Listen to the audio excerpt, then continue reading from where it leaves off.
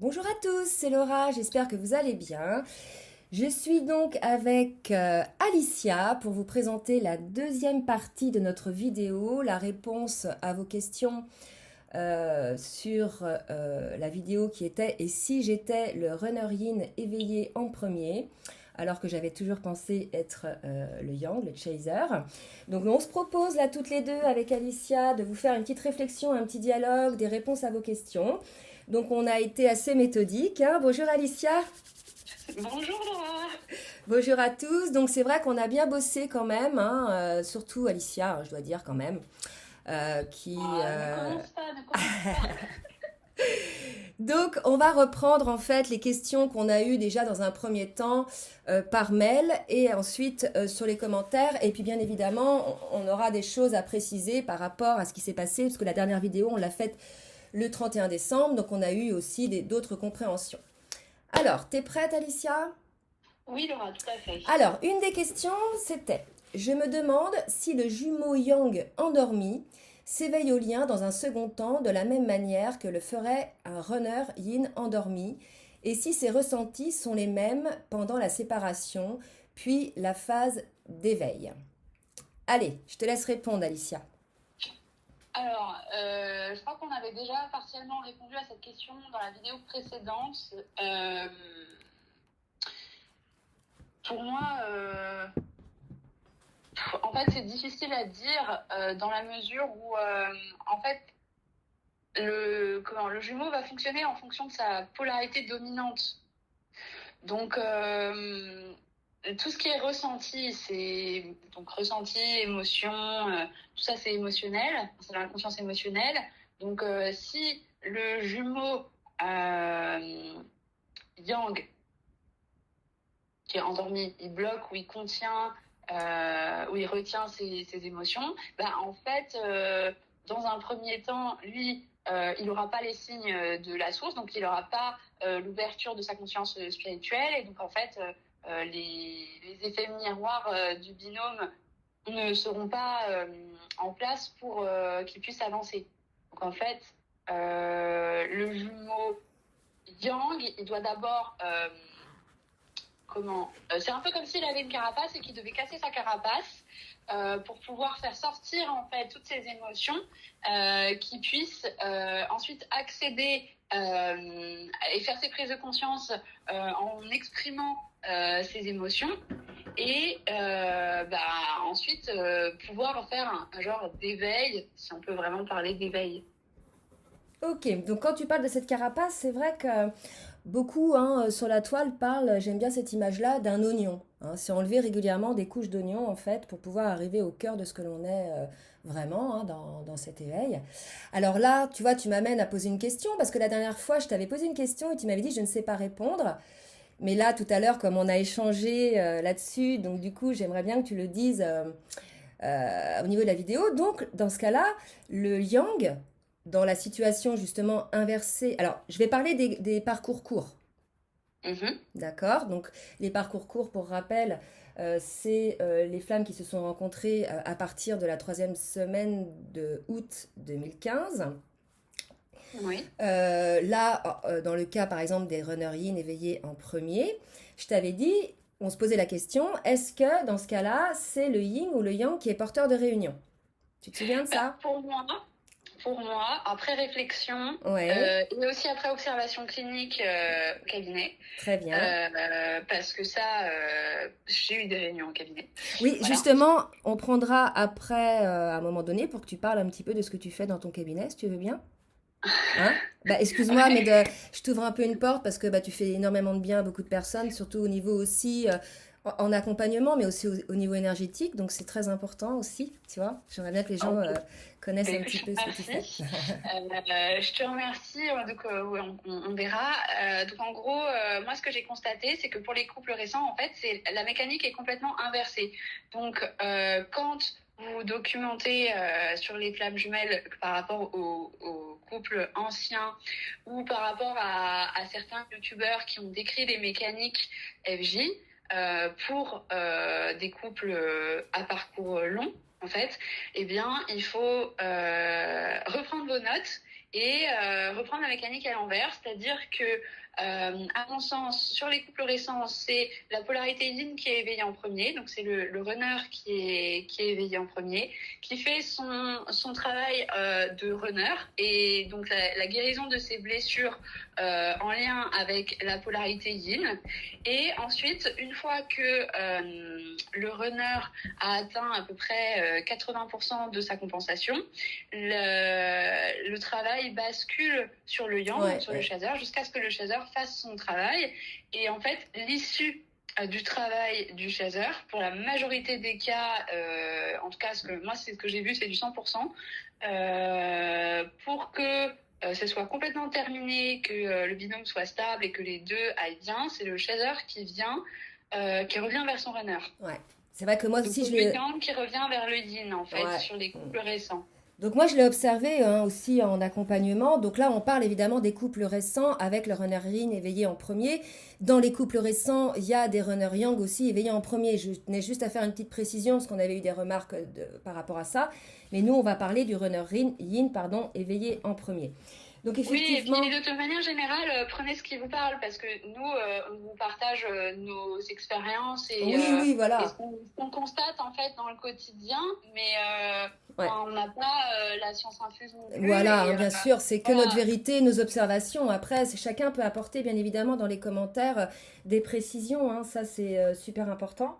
Donc, le yin, là, ce qu'on peut quand même dire, c'est que le rôle de chacun, là, dans ce duo, c'est que le yin, essentiellement, lui, il doit se connecter à la source, il doit travailler sur lui, dans son intériorité. Et pendant ce temps-là, lui, le yang, il doit plutôt développer, je dirais, plus son yang.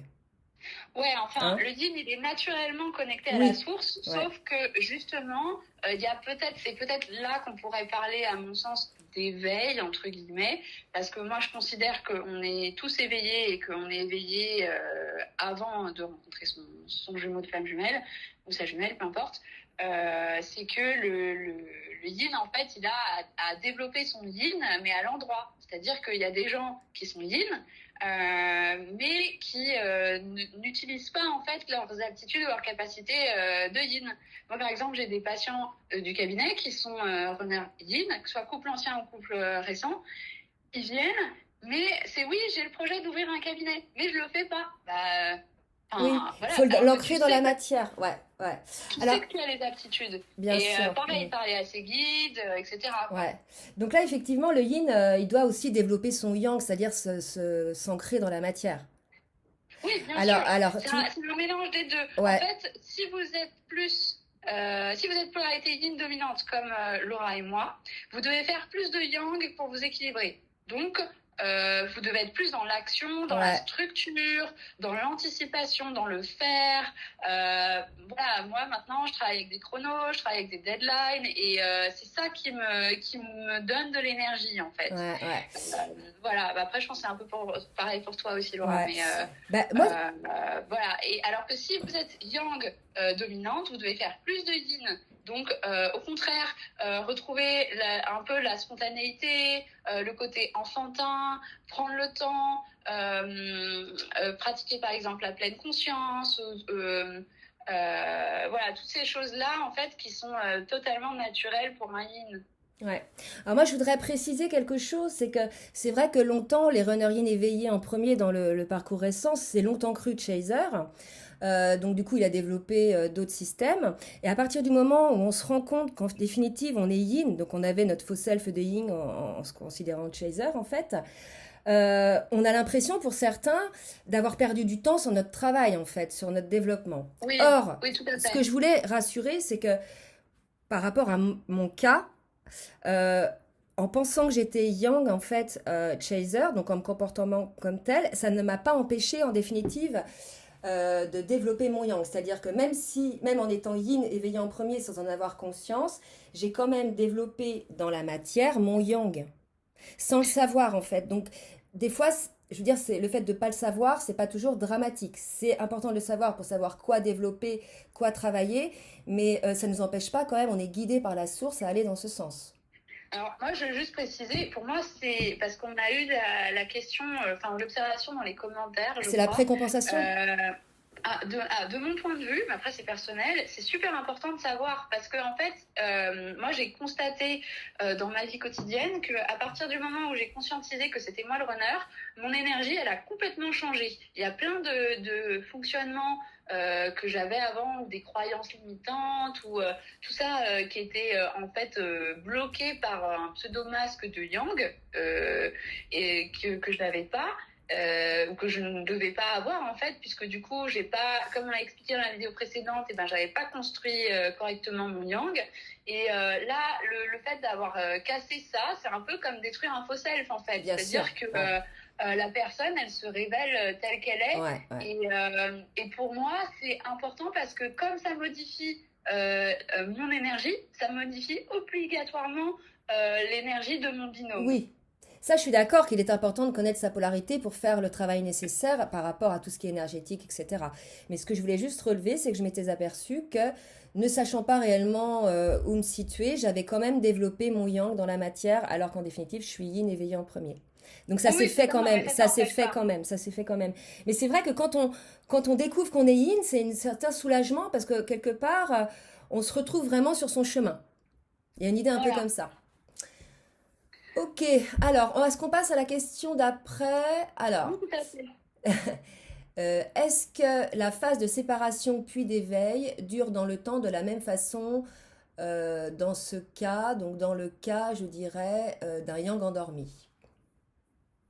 Alors, est-ce que la Bah, phase de séparation puis d'éveil, donc la phase de séparation puis d'éveil, ah, vas-y, je te laisse répondre et puis j'apporterai des petites précisions si j'en ai à apporter. moi, je pense que c'est difficile de dire combien de temps dure une séparation. Ça dépend du duo, ça dépend de la source, du contrat signé avec la source, ça Voilà, c'est dépend ça. de comment chacun va faire son travail ou pas, de libre arbitre ou pas. On peut pas dire combien de temps, on peut pas donner de date en fait sur une Ouais, c'est durée de vrai. séparation. On peut donner des tendances en disant, par exemple, on peut penser que on pourrait avoir une réunion sur telle et telle période, mais enfin, En fait, personnellement, ça, moi je donne des périodes de 2 ans, quoi, parce que on peut pas. Et on peut pas avoir vraiment la date précise. Après, en fait, si vous réfléchissez un tout petit peu et que vous êtes logique et que vous êtes pragmatique, un peu comme un bon yang, voilà. En fait, celui qui avancera plus vite, c'est le yang. Parce que c'est dans sa nature, en fait.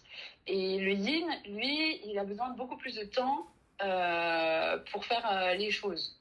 Donc, moi, ce que je constate par effet miroir des parcours individuels, en fait, c'est-à-dire que le yin, en général, il va mettre beaucoup plus de temps et vivre les mêmes choses sur beaucoup plus de temps qu'un yang. Voilà. Donc, ouais. en fait, dans un même laps de temps, si vous voulez, le yang va faire les choses beaucoup plus vite, un peu comme dans la description des parcours longs, où en fait, dans les parcours longs, on décrit le retour du runner comme une prise de conscience super rapide, d'un coup, et hop, il fait son travail Ouais. en l'espace de 6 mois, 1 an, 2 ans, et c'est terminé. Bah, là, à mon sens, c'est à peu près pareil, sauf que c'est pas du yin dont on parle, c'est du Ouais, yang. ouais, c'est ça. Alors, autre question. Alors, je vais essayer d'y répondre, puis après, je te laisserai y répondre. A-t-on des Bien sûr. témoignages de parcours chez des jumeaux qui se sont rencontrés après août 2015 et qui se sont réunis aujourd'hui? Donc moi, oui, j'ai des couples de flammes jumelles qui se sont réunis, qui sont sur des parcours qu'on dit récents, hein, donc qui se sont rencontrés après août 2015 et qui avaient suffisamment en fait précompensé avant la rencontre avec leur autre, soit à cause ou grâce à des événements dans leur vie, des maladies, des échecs, des décès ou des choses comme ça, qui ont fait qu'ils avaient déjà entamé ce travail de libération des blessures, ce qui fait que quand ils se sont retrouvés avec leurs jumeaux, les deux déjà avaient précompensé. Pour le coup, j'ai pu observer aussi que chez les couples récents qui sont réunis aujourd'hui, ce sont des couples qui sont d'un certain âge. Tu vois, qui ont une certaine maturité de la vie, une certaine sagesse. Mm. Ce ne sont pas des couples qui ont 20 ou 30 ans, d'accord? Ce sont Ouais. des couples voilà, qui ont plutôt entre 45 et 60 ans, hein. Donc ça, c'est une Mhm. observation que j'ai pu faire. Donc peut-être aussi là, par rapport à leur contrat d'âme, le travail s'est fait puisqu'ils avaient déjà précompensé lié à leur expérience de vie. Et puis bah, les Mhm. choses se mettent en place parce qu'ils sont plus posés dans leur vie. Il y a des choses de réglées, ils sont moins pollués par certaines choses, il y a plus d'assises, hein. Tout à fait. Alors, si je peux préciser, Bien sûr. on a bien expliqué, je pense, dans la première vidéo. Donc, si vous l'avez pas écouté, je vous invite à y retourner. Juste pour les couples récents, il y a une mécanique de précompensation qui rentre en compte, c'est-à-dire que avant la rencontre et avant la reconnexion donc avec son jumeau de flamme jumelle, chacun des binômes précompense dans la polarité du jumeau. C'est-à-dire que si vous êtes de polarité dominante yin, vous allez forcément commencer à travailler votre yang avant la rencontre avec votre jumeau ou votre jumelle. Ça, c'est ce qui paume les gens sur l'identification de leur polarité, tout simplement parce qu'on ne peut pas définir sa polarité dans l'instant présent par rapport à ce qu'on vit avec son binôme, tout simplement parce qu'il y a aussi tous les effets miroirs qui rentrent en compte. Donc si vous définissez votre polarité de cette manière-là, je vous le dis, vous allez dans le mur. Ce qu'il faut pour connaître votre polarité, c'est voir comment vous vous comportiez dans l'enfance et dans l'adolescence. Avec votre famille, comment vous réagissiez, comment les autres réagissaient et se comportaient avec vous, quelles étaient vos activités, vos domaines de prédilection, etc. Et là, on pourra sortir une polarité dominante ou une tendance par rapport ensuite aux jumeaux ou à la jumelle et voir ce qui se passait pendant la rencontre. Pas la reconnexion, mais pendant la rencontre Ouais. avec le jumeau de flamme jumelle. Et si vous êtes comme Laura et moi, si vous avez vécu les choses comme nous, moi, quand j'ai rencontré ma vie, j'étais runner. Lors de la rencontre, le jour de la rencontre, j'étais runner. Après, je l'étais plus, mais juste au moment de la rencontre, j'étais runner. Ouais. Voilà. Donc, est-ce que, pour répondre à cette question-là, euh, oui, oui, il y a des témoignages. Est-ce que c'est des gens qui ont vraiment de l'expérience? Oui et non, ça dépend. Ça dépend aussi du contrat que vous avez signé avec la source, parce que pour pouvoir accéder à la réunion, il faut aussi être sur sa mission d'âme et sur sa mission de vie. Donc, parfois, il y a des choses à mettre en place avant. Par exemple, moi aujourd'hui, j'estime que je suis ancrée. Je pense que ma compensation, elle est faite à 90%, mais je suis pas au bon endroit. Voilà, je sais que non mais c'est vrai, je sais que je suis pas au bon endroit et je sais en plus. Donc si vous voulez, c'est pas voilà, donc pour le moment, comme je suis pas au bon endroit, je suis pas encore exactement sur les rails, donc automatiquement, en y réfléchissant, je sais que ma réunion n'est pas pour tout de suite, mais c'est ok parce que j'ai des choses à faire avant. Ouais. Donc voilà. Maintenant, oui, ça existe. Et moi, de mon côté, ce sont des personnes qui ne veulent pas s'exprimer pour le moment. Ouais, c'est ça. Ok. Alors, je vais passer à une question suivante qui est assez drôle parce que si tu veux, c'est souvent les féminines qui posent cette question-là. Donc, comment le masculin s'éveille à la spiritualité et quand à peu près dans le parcours? Car bien qu'il soit conscient que ce lien entre nous est puissant, il ne comprend rien. Lol. Il comprend rien au lien de flamme jumelle et j'ai essayé de lui expliquer quand l'âme non éveillée se réveille. Voilà. Donc là, véritablement, il y a des féminines qui se demandent quand est-ce que le masculin va réaliser le lien, va s'éveiller au lien. Mmh. Quelque part, c'est quand la féminine, elle a compensé en fait. À partir du moment où la féminine est sortie de sa lumière de l'âme, elle a travaillé sur elle, elle a compensé. Elle n'est plus dans l'attente, Alors, elle a lâché. Pour le coup, le masculin, il va rentrer dans cette démarche. c'est ça. C'est-à-dire que il faut tout simplement faire votre travail de compensation, donc construire la polarité opposée manquante en fonction de votre polarité dominante, et il faut liquider les effets miroirs. Ouais, c'est ça. Voilà, il faut liquider les effets miroirs. À partir du moment où il y a encore des effets miroirs, c'est que vous avez Ouais. vraiment encore des choses importantes, soit à comprendre, soit à guérir, soit à travailler. Ouais. Et une fois que ça c'est fait, en théorie, vous allez vous sentir beaucoup mieux de tout point de vue. En plus, vous allez être soutenu par la source, donc c'est un peu grand boulevard. Enfin, nous, Ouais, avec ouais. Laura, c'est ce qu'on vit cette année, je pense. Bah, après, Ouais. je te laisserai commenter, mais bon, voilà. Et Bah, c'est vrai que c'est assez impressionnant, en fait, la vitesse en- à laquelle les choses se font. ouais. Bah, en fait, Mais c'est... voilà. Et donc après, bah, tout simplement, la pression, elle bascule sur le jumeau. Donc, comment est-ce qu'il s'éveille? Bah, déjà, sachez que il y a des masculins qui sont déjà éveillés à la spiritualité. Ils sont peut-être pas éveillés à la notion de flamme jumelle, mais ils savent qu'il y a des choses plus grandes que eux-mêmes, qui les dépassent et qu'on n'est pas juste un corps physique. Voilà. Maintenant, il y a, enfin, comment souvent, chez les couples récents, moi, ce que je constate, c'est que les deux savent que c'est un lien de flamme jumelle. Ouais. Souvent, il y a des communications et ça, on arrive maintenant à en parler, etc. Ce qui n'était pas le cas il y a encore quelques années. Ce qui est compliqué, c'est en fait de l'acceptation et peut-être une forme d'humilité vis-à-vis de soi-même et de raffiner son ego, quoi. Enfin, pour raffiner son ego, parce que il y a beaucoup de yang, notamment, qui pensent que ils sont super forts, donc ils peuvent gérer le truc tout seuls et ils peuvent retenir et contenir leurs émotions Ouais. pendant X temps, alors que non, pas du tout. Et puis, il y a aussi d'autres yang qui ont un ego qui est tellement surdimensionné que parfois, moi, j'ai des personnes qui me posent des questions que j'aime beaucoup, hein, ça n'a rien à voir. C'est juste que je me dis, on n'est pas arrivé, quoi. Ouais. Objectivement, c'est pas, il n'y a pas de jugement de ma part, hein, c'est juste,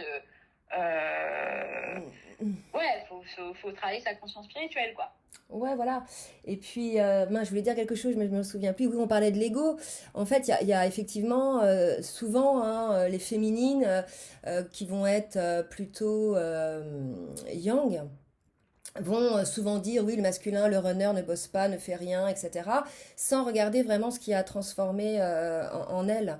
Donc, alors, est-ce que c'est parce qu'il y a cet ego spirituel, mais je pense que c'est aussi l'ego blessé de ces féminines-là qui ont peur de souffrir et pour le coup qui vont remettre la faute sur l'autre. Oui, Aïe. oui, aussi. De toute façon, c'est toujours pareil, c'est dans la nature même du yin. C'est-à-dire que le yin a une tendance à la victimisation.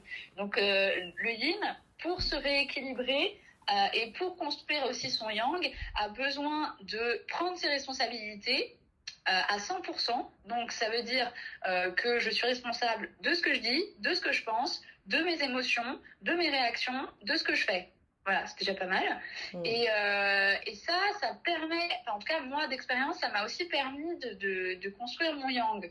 Le but du yin, c'est de revenir à lui-même ou à l'intérieur de lui-même et globalement Ouais, ça. d'avoir quasiment 100% du contrôle ou de la maîtrise de sa vie. C'est-à-dire de ne pas se laisser pénétrer par d'autres énergies ou d'autres personnes dans sa vie. Après, c'est pas du 100% parce que il y a toujours des institutions ou des structures qui feront que parfois on n'aura pas 100% de notre libre arbitre entre guillemets, en tout cas de notre pouvoir de décision. Mais dans l'idée, c'est ça, c'est-à-dire que le yin devrait pouvoir se laisser guider par la source, donc se laisser traversé en fait par plus grand que lui pour Mm. le manifester et le rayonner en fait dans la matière Bien sûr. sans qu'il y ait voilà des énergies euh, comment dirais-je Bloquante ou...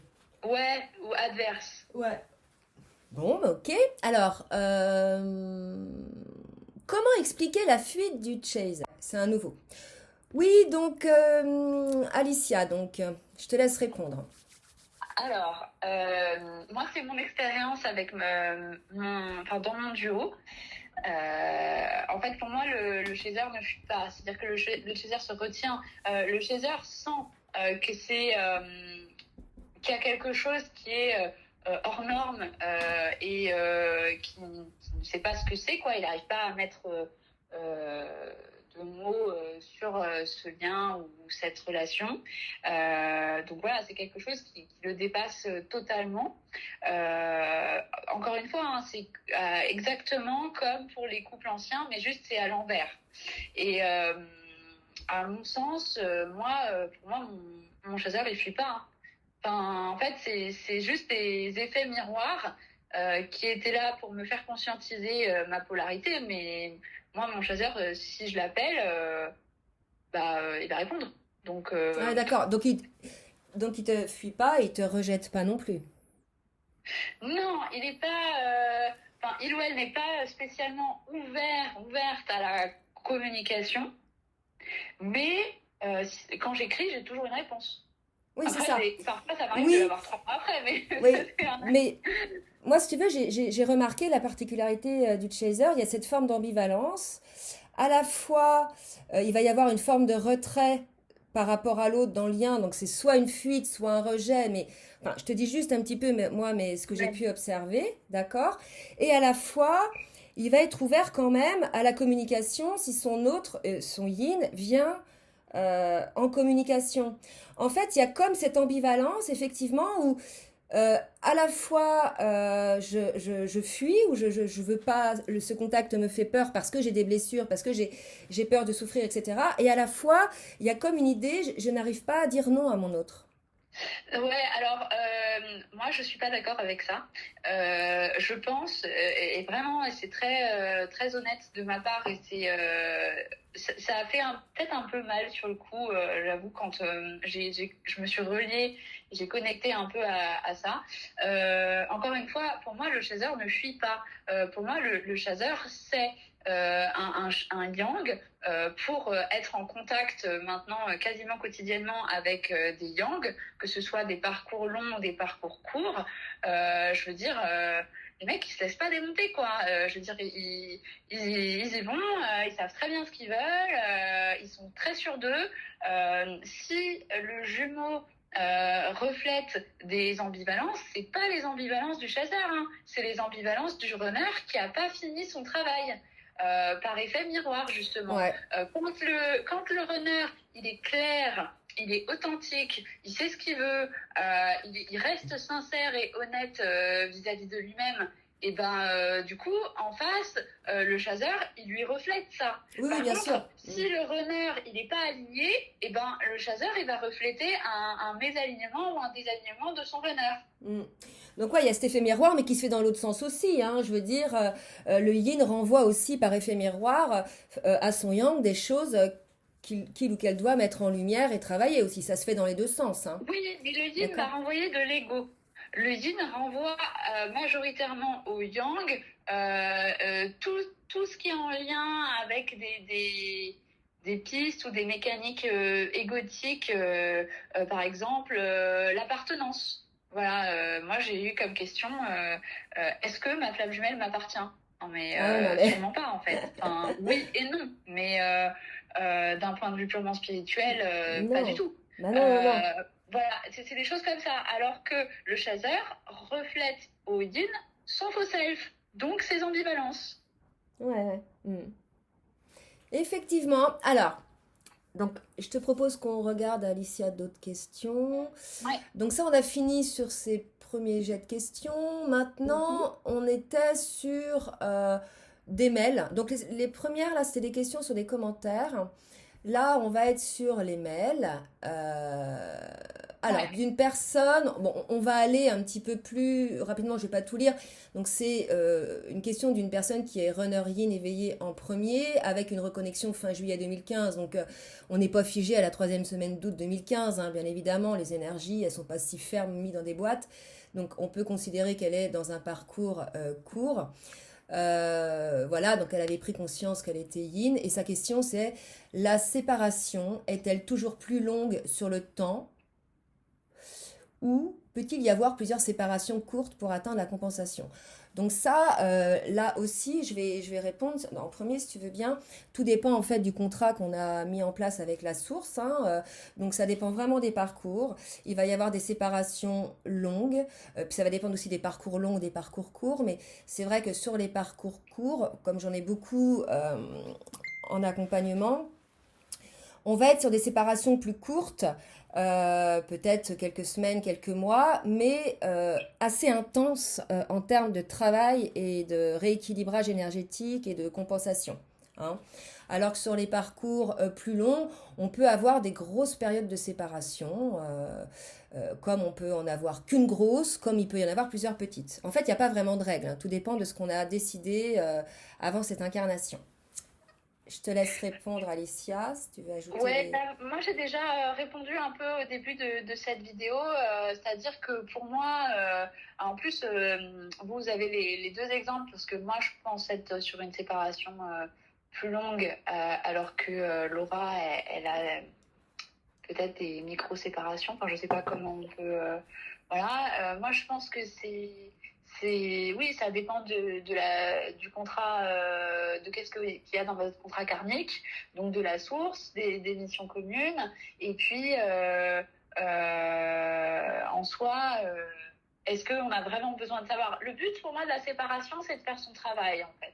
C'est-à-dire Bien que s'il y sûr. a séparation, c'est parce qu'il y a frottement d'ego à d'ego, enfin d'ego à ego, pardon, et que si les deux jumeaux étaient ensemble en même temps, ce serait explosif. Bien sûr, C'est-à-dire énergie. qu'ils ne pourraient pas, sur le plan Ouais. énergétique ou autre, rester ensemble sur du plus ou moins long terme. Donc s'il y a ces phases de séparation, si c'est des séparations courtes, bah, c'est qu'il y a peut-être un petit quelque chose ou un gros quelque chose de majeur à voir ou à comprendre pour permettre de rentrer en phase de retrouvailles. Et s'il y a une séparation longue, c'est que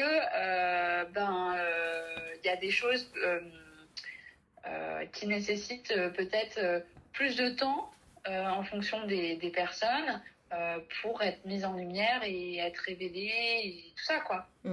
C'est vrai que la séparation, excuse-moi, je t'ai coupé. La séparation, elle est souvent vécue comme une grosse souffrance hein, au début du parcours. Et puis plus on avance dans le parcours, plus quelque part on les accueille, ces séparations, parce qu'on sait hein, que c'est pendant ces temps de séparation, comme disait, je sais plus, c'est David Sabat, c'est un temps de préparation. Et en fait, c'est un temps pendant lequel on guérit sur des blessures qui ont été mises en lumière en fait par la raison de la séparation, bien souvent. Oui, encore une fois, je pense que quand on a fait sa compensation correctement dans les 4 corps de conscience, on est bien, quoi. Enfin, je veux dire, ça veut pas dire qu'on n'a pas envie de voir l'autre Oui.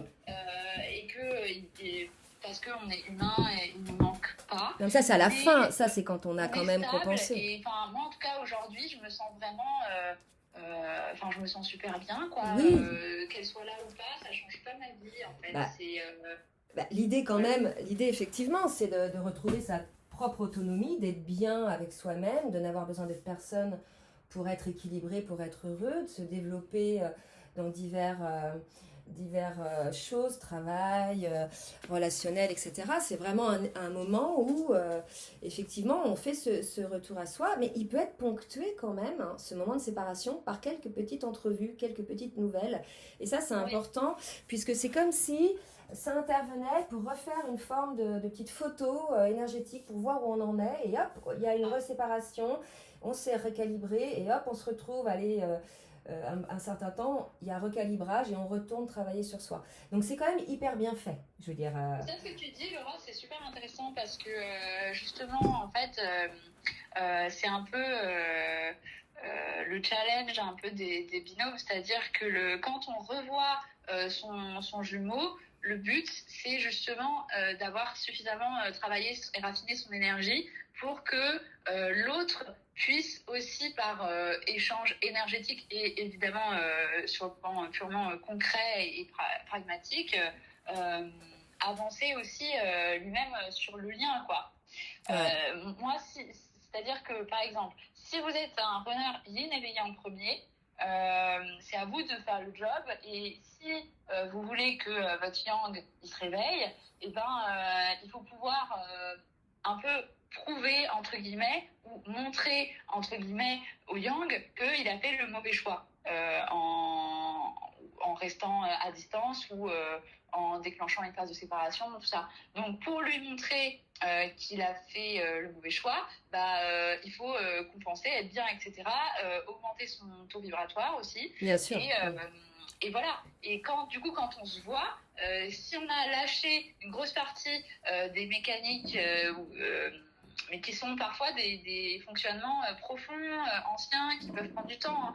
Ouais. Et bien, quand on a lâché ça, boum, il y a quelque chose qui se passe dans l'énergie et qui permet en fait des déblocages. Bien sûr. On sent, il n'y a plus cette tension en fait. Il y a plus. C'est vraiment, quand on parle des cas de conscience, c'est ça. C'est que par exemple, dans ces entrevues-là, pendant les séparations, il y a vraiment des informations énergétiques. C'est vraiment très puissant en fait. On sent si l'autre est sous tension, si l'autre est dans la retenue, s'il est encore ou elle encore fermé, etc. C'est très important. Ça nous dit à peu près où en est notre autre dans son travail. Alors moi, j'avais une question à te poser. Juste le message de mes guides pour les personnes qui vont écouter cette vidéo et qui pourraient recroiser le jumeau ou la jumelle dans l'année, c'est de rester dans le corps. Si vous êtes yin dominante, vous aurez des informations en étant le plus ancré possible et donc en étant dans le moment présent, en sentant dans votre corps où sont les tensions, comment bouge ou fonctionne par exemple le diaphragme ou tel organe, et voilà, de rester focus dans le corps, parce que c'est comme ça en fait que vous allez pouvoir sentir aussi. Bien sûr. Voilà. Tout à fait. On va à la question d'après. Bon, il y en a une que j'ai pas prise parce qu'on y a répondu, c'est les somatisations, par exemple, du yang qu'il peut avoir s'il résiste, en fait. On en avait plus ou moins parlé de ça. Est-ce que tu veux rajouter quelque chose? C'était une personne qui disait qu'elle était en contact régulier avec son jumeau et que son jumeau avait régulièrement des problèmes, que ce soit physique, matériel ou autre. Mais pour moi, cette personne-là, c'est un peu ce qu'on appelle les foudres karmiques qui sont là pour lui montrer que il n'est pas sur son chemin et qu'il faut qu'il se recalibre en fait, hein, qu'il prenne en conscience la situation. Oui, non, voilà, moi j'ai rien de plus à ajouter. Après, si la personne veut des précisions, on pourra répondre au mail. Ouais, ok. Ouais. Alors, autre question. Est-ce normal pour un yin, de douter constamment du lien et de tout remettre en question? Est-ce que cela freine le parcours? Donc oui, le doute freine. Est-ce normal de douter? Oui. Hein.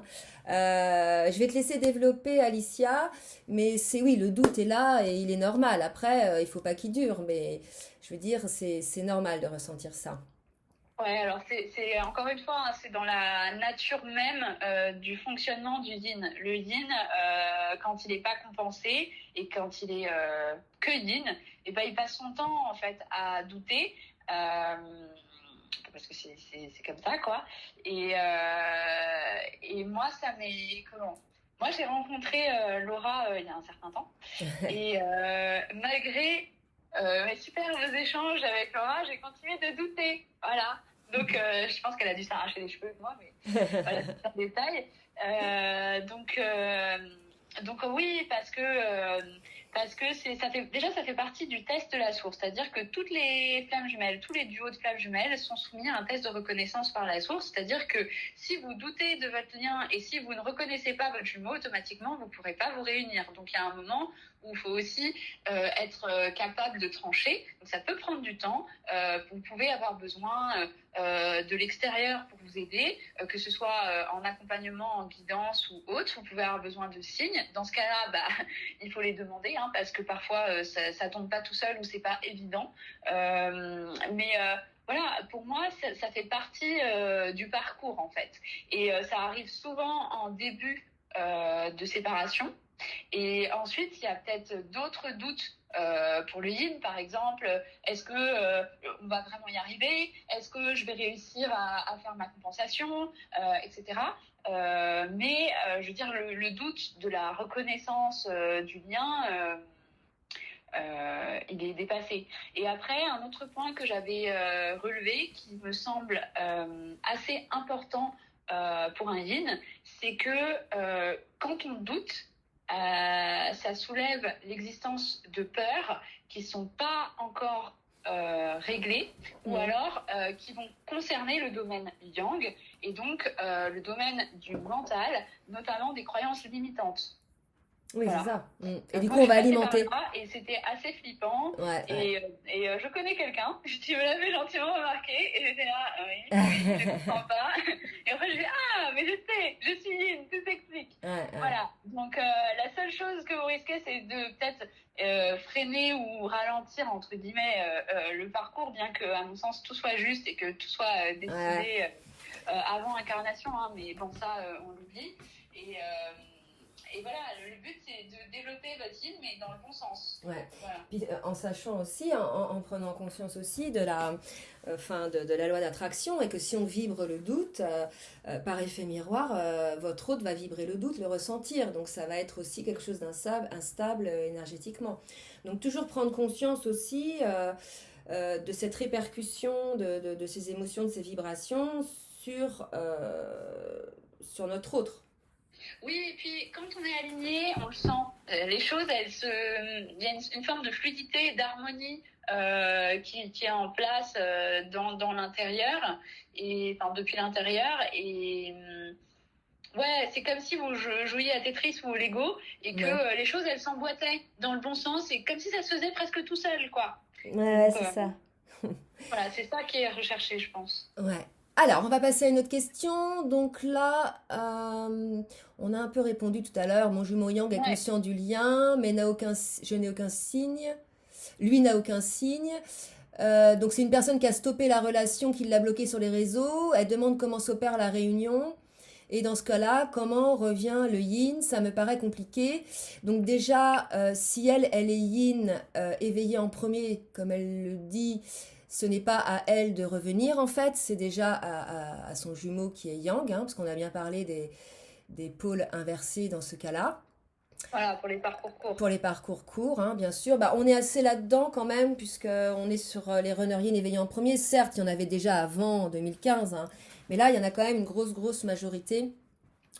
Donc, est-ce que tu veux rajouter des choses là-dessus, Alicia, ou... Oui, je voudrais juste préciser un tout petit truc. À mon sens,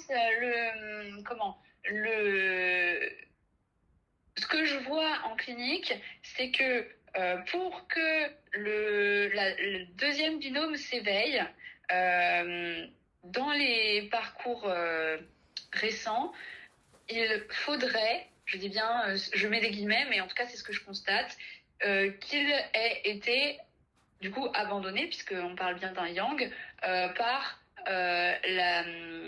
le premier binôme.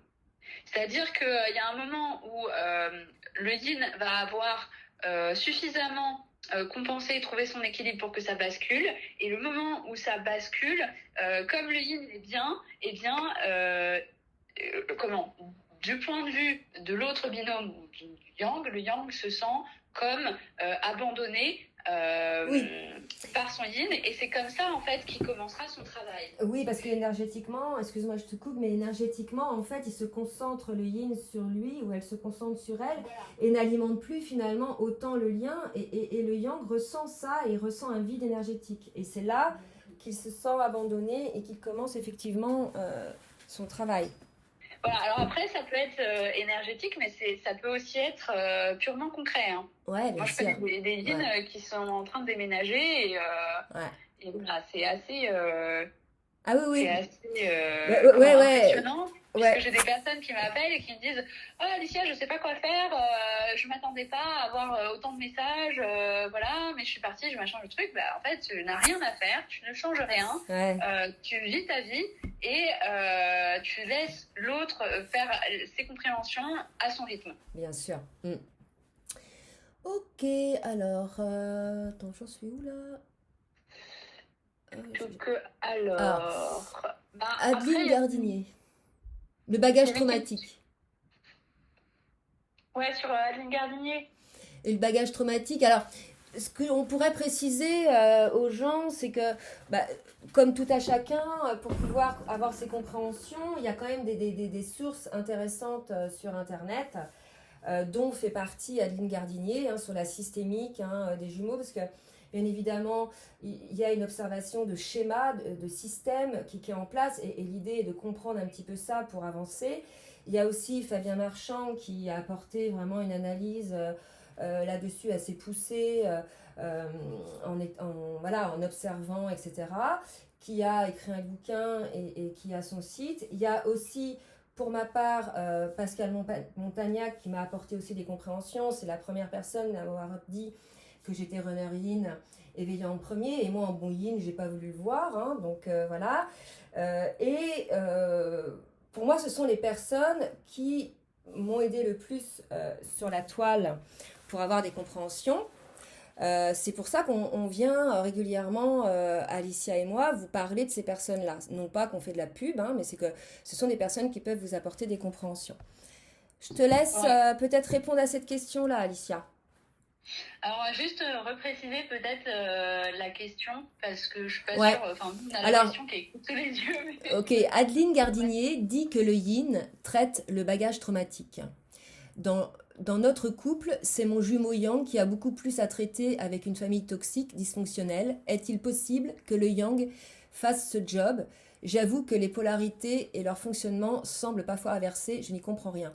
Moi, ça m'est arrivé de libérer, juste pour info, le matériel traumatique, hein. Mes guides m'ont dit que c'était ça. Un jour, j'ai eu, mais il y a très longtemps, au début du parcours, j'ai été prise, tout mon corps de tremblement, etc. Mais c'était pas douloureux, mais je me suis demandé ce que c'était. Et on m'a dit, tu libères le matériel traumatique. Donc en tant que yin, on peut le libérer aussi. Ouais, alors moi je ferai une vidéo sur Adeline Gardinier, enfin la systémie accessible pour les yin, parce que c'est vrai que elle est très dans le mental et il faut s'accrocher Ouais, ça peut être parfois compliqué. pour l'écouter. Ouais. Par contre, j'en ai parlé avec des yang, donc clairement, si votre polarité dominante c'est le yang, vous avez plus de 100 heures de vidéos d'Adeline Gardinier qui sont absolument géniales, paraît-il. Donc n'hésitez pas à les regarder.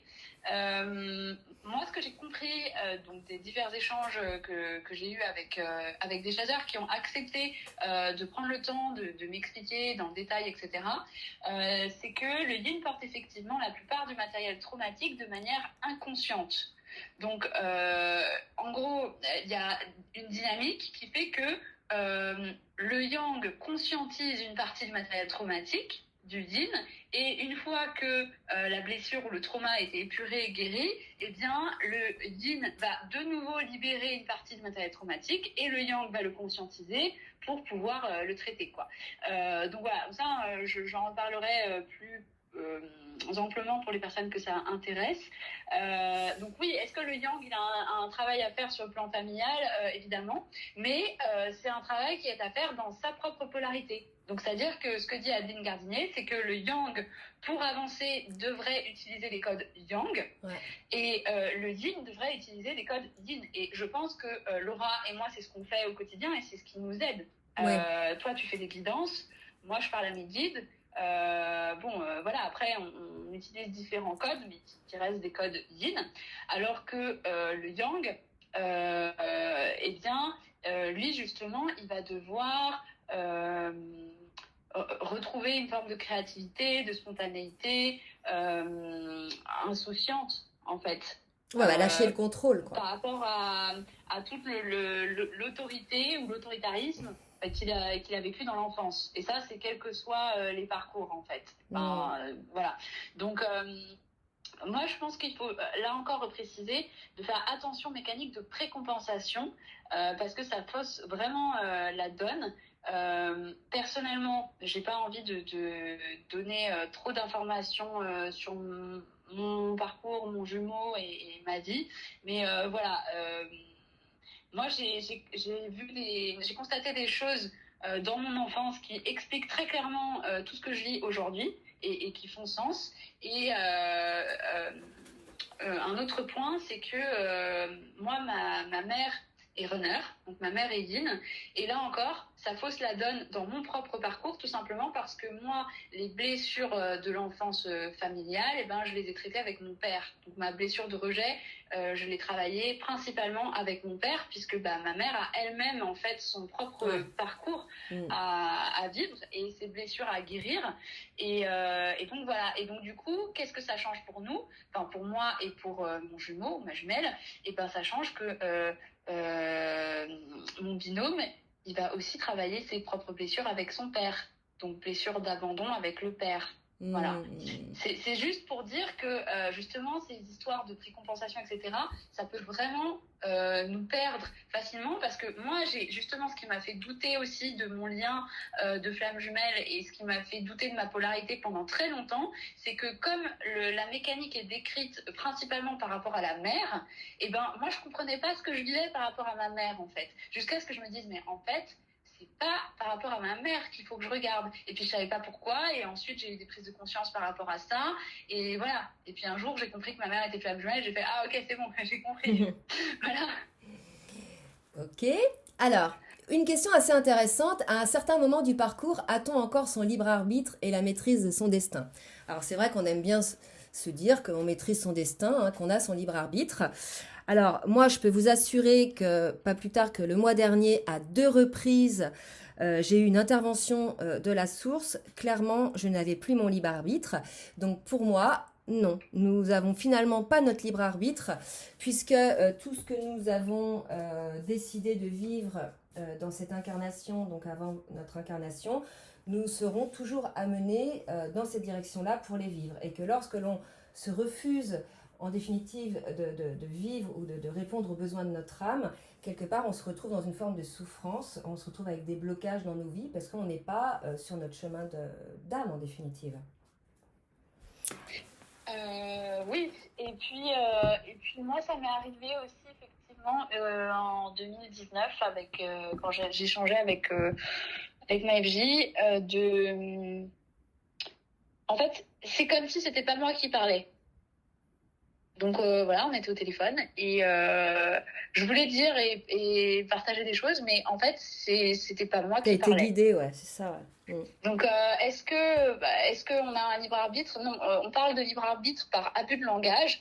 Quand on est flamme jumelle, on n'est pas sur le même chemin de vie, le même parcours que d'autres personnes, enfin, que la majorité des gens. Et du coup, je pense pas qu'on puisse maîtriser vraiment son destin. Notre destin, il est écrit avant, en fait. Oui, Il est oui, écrit avant voilà, l'incarnation. c'est écrit, tout à fait, ouais. Donc on peut se reconnecter à ça, on peut.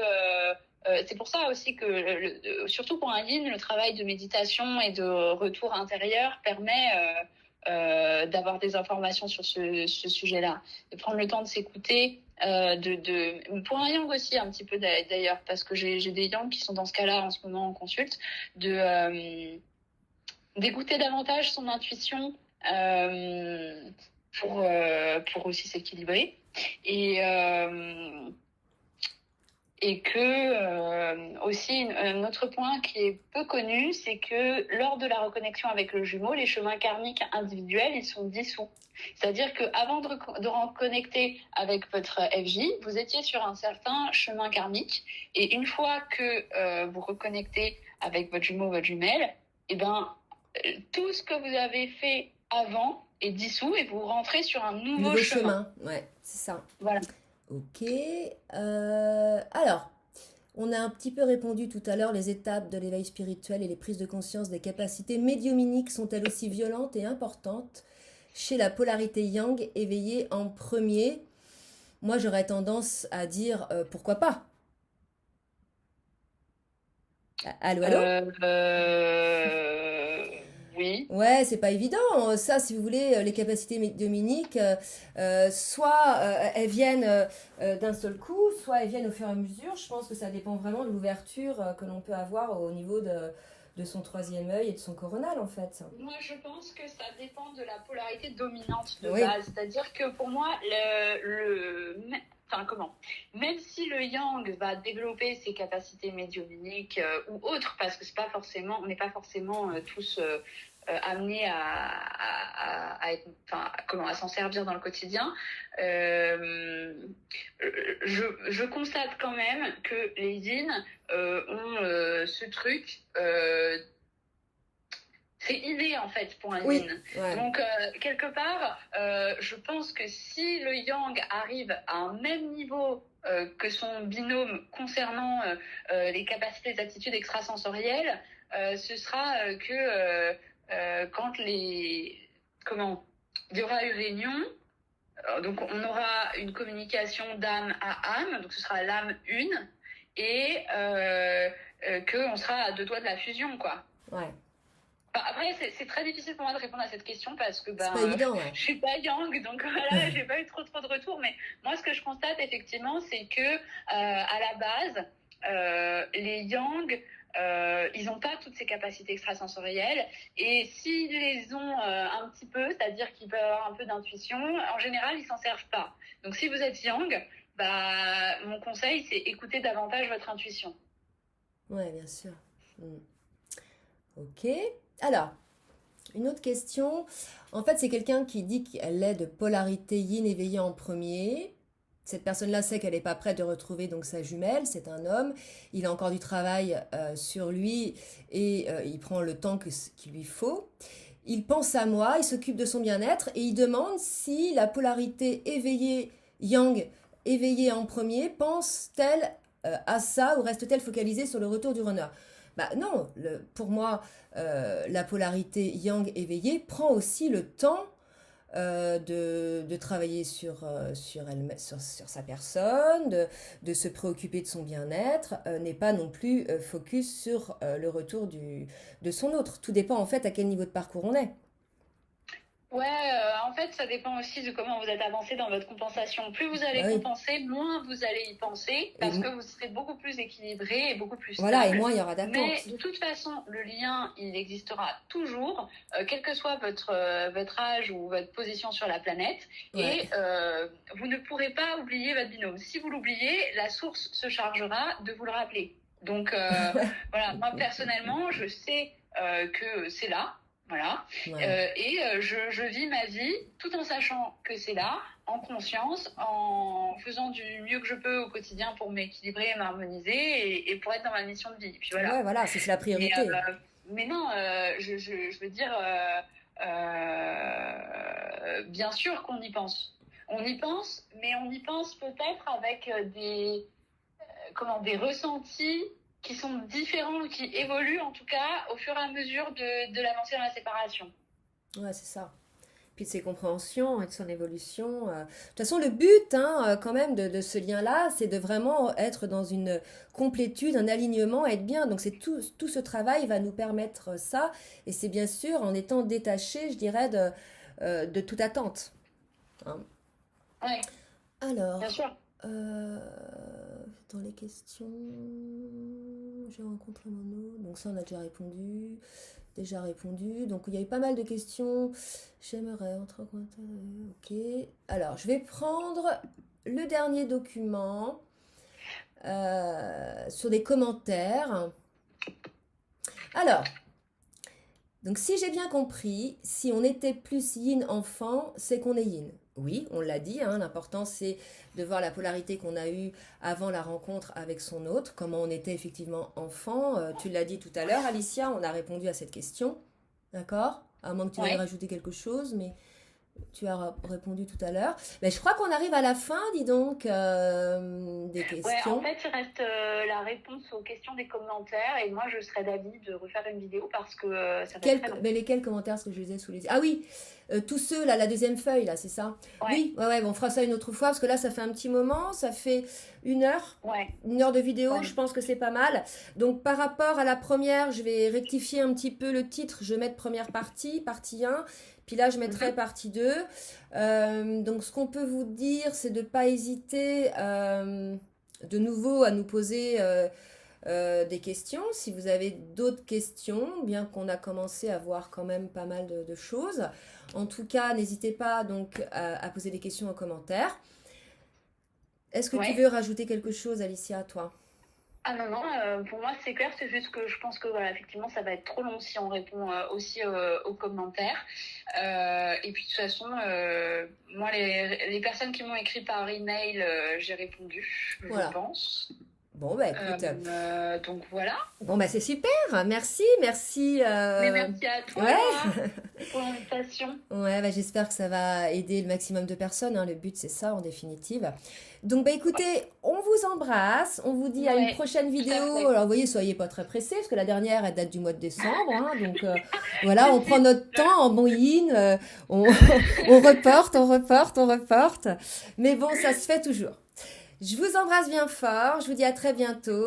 Alicia, je te fais des gros gros bisous. Oui, Merci. bisous Laura, merci. Bonne journée. Au Bisous à revoir. tous. Bonne journée. Au revoir. Au revoir.